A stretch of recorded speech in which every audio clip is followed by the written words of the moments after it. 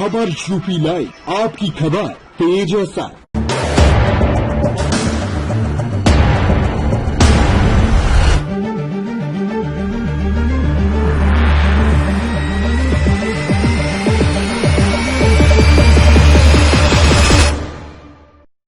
सहारनपुर पहुंची राज्यसभा सांसद व भाजपा प्रदेश उपाध्यक्ष कांता कर्दम ने कहा कि केंद्र सरकार ने अनुसूचित जाति के छात्रों के लिए ऐतिहासिक कदम उठाया है और उनके लिए 59,048 करोड़ रुपए के कुल निवेश का निर्णय लिया है।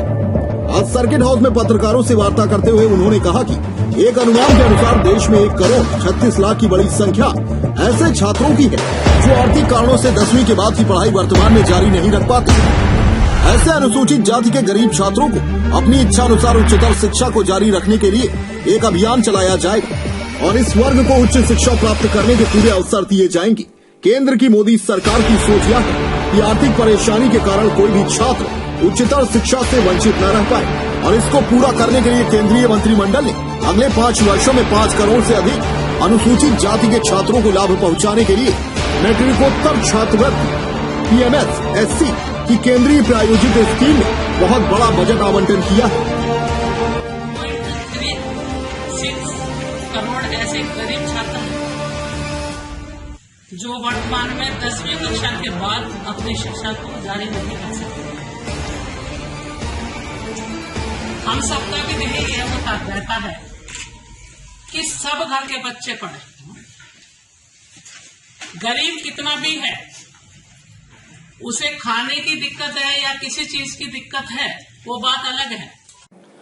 अभी तक एक निश्चित राशि से ऊपर का व्यय केंद्र सरकार करती थी, परंतु अब इस मद में पहले से बहुत अधिक धनराशि बढ़ा दी गई है तथा इसमें 60-40 के अनुपात में केंद्र व राज्य सरकारें वहन करेंगी।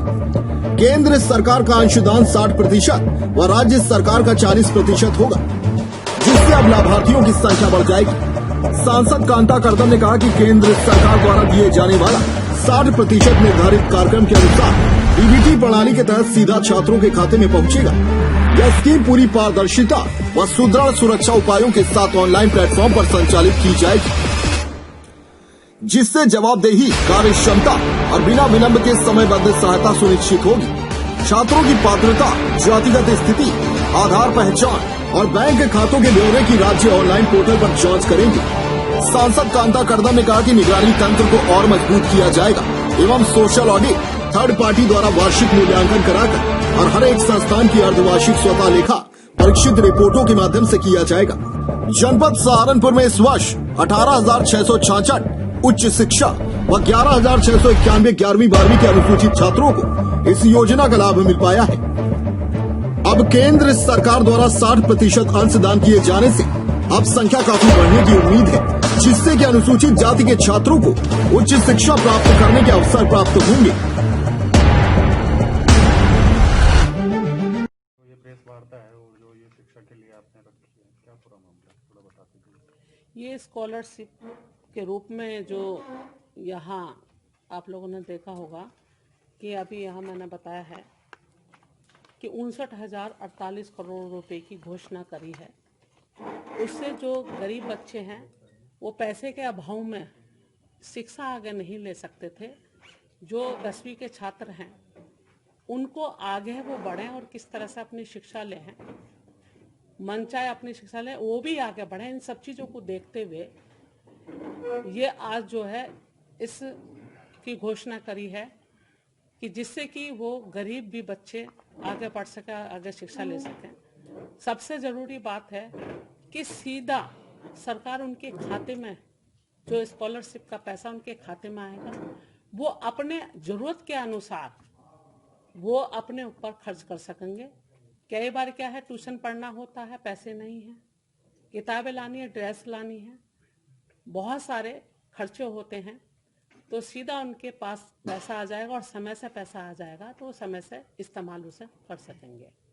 किस तरह से इसका आवेदन करना पड़ेगा और कब तक ये स्कीम आएगी?